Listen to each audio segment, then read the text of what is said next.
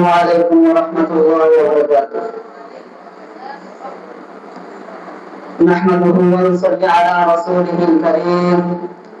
أما بعد فأعوذ بالله من الشيطان الرجيم. بسم الله الرحمن الرحيم. الرسول ينشر الإسلام صدق الله العظيم. وقال رسول الله صلى الله عليه وسلم مفتاح الجنة الصلاة أو كما قال عليه الصلاة والسلام. ঐতিহ্যবাহী ভাষা আজহারিয়া দারুল উলুম মাদ্রাসার সাপ্তাহিক সেমিনারে উপস্থিত আছেন সম্মানিত সভাপতি সাহেব এবং অত্র মাদ্রাসার সম্মানিত উস্তাদগণ এবং আমার সঙ্গে উপস্থিত আছে বাংলার দূর দূরান্ত থেকে আয়োজিত ছাত্র ভাই ও বন্ধুগণ, সকলকে আমার পক্ষ থেকে আন্তরিক মোবারকবাদ ও অভিনন্দন। আজকে আলোচ্য বিষয় হলো মুসলমানদের ইমানি দায়িত্ব কি। প্রিয় উপস্থিতি, মুসলমানদের ইমানি দায়িত্বকে 5 ভাগে ভাগ করেছি। নাম্বার 1, আল্লাহর সাথে সম্পর্কের দায়িত্ব। ইমানের প্রথম দায়িত্ব হলো তাওহীদ। একজন মুসলমান দুনিয়ার কারো কাছে মাথা নত করবে না, শুধুমাত্র আল্লাহ তাআলার কাছে মাথা নত করবে। তার হুকুমকে সবার উপরে রাখা, তাকে ভয় করা, তার উপর ভরসা করা, বিপদ আপদে ইয়া আল্লাহ বলাটাই ইমানের লক্ষণ। নাম্বার 2, রাসূল সাল্লাল্লাহু আলাইহি ওয়াসাল্লাম এর আনুগত্য দায়িত্ব।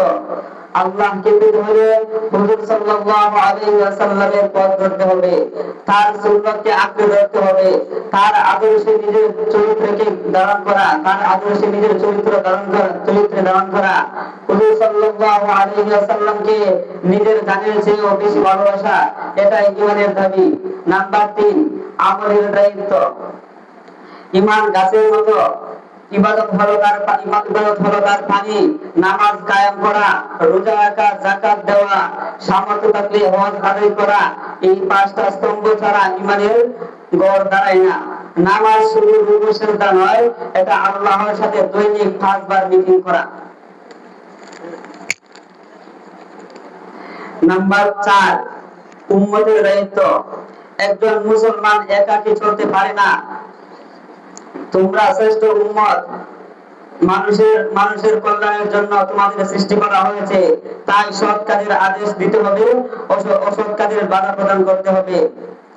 নিজের ভাইয়ের বিপদ আপদের পাশে দাঁড়ানো ঈমানের অংশ। নাম্বার 5, আখিরাতমুখী জীবনের দায়িত্ব। দুনিয়া হলো পরীক্ষা স্বরূপ। ঈমানের দায়িত্ব হালাল রুজি আহার করা, হারাম থেকে বিরত থাকা, প্রতিটা কাজে আল্লাহকে হাজির মনে করা, কারণ একদিন মহান রব্বুল আলামিনের কাছে সবকিছুরই হিসাব দিতে হবে। ঈমানি দায়িত্ব মানে বোঝা না, এটা মুমিনের পরিচয়।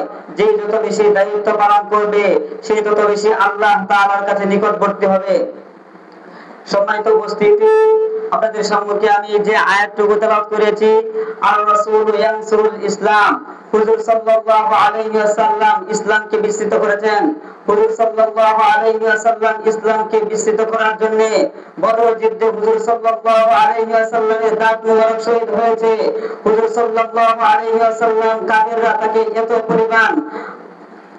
এত পরিমাণ প্রহার করেছেন, তার সমস্ত শরীর থেকে রক্ত বের হতে হতে তার পায়ের জুতা মুবারক পর্যন্ত আটকে যান। তারপরে হুজুর সাল্লাল্লাহু আলাইহি ওয়াসাল্লাম কাফেরদের সম্মুখে মাথা নত করে নাই, বরং সেই যুদ্ধকে বিজয় লাভ করেছেন। তেমনি ভাবে আমাদের সামনে যদি কেউ ইসলামকে নিয়ে কটূক্তি করে, যদি কেউ ইসলামের বিরুদ্ধে কথা বলে, তাহলে আমরা তাদেরকে কখনো ছেড়ে দিব না। যদি আমাদের সম্মুখে হুজুর সাল্লাল্লাহু আলাইহি ওয়াসাল্লামকে নিয়ে কোন সময় কটূক্তি করে, যদি আমরা দেখতে পাই, যদি আমাদের চোখের সামনে পড়ে যায়, তাহলে তাদেরকে আমরা কখনো ছাড়বো না। হুজুর সাল্লাল্লাহু আলাইহি ওয়াসাল্লাম আমাদের জন্য কত কষ্ট করেছেন। হুজুর সাল্লাল্লাহু আলাইহি ওয়াসাল্লাম আমাদের সেই ইসলামকে বিজয় করার জন্য হুজুর সাল্লাল্লাহু আলাইহি ওয়াসাল্লাম অনেক বড় বড় যুদ্ধের সাথে হুজুর সাল্লাল্লাহু আলাইহি ওয়াসাল্লাম অনেক বড় বড় কাফেরদের সঙ্গে যুদ্ধ মোকাবেলা করেছেন। হুজুর সাল্লাল্লাহু আলাইহি ওয়াসাল্লাম যখন বদরের যুদ্ধে অংশগ্রহণ করেন তখন সাহাবায়ে কেরামদের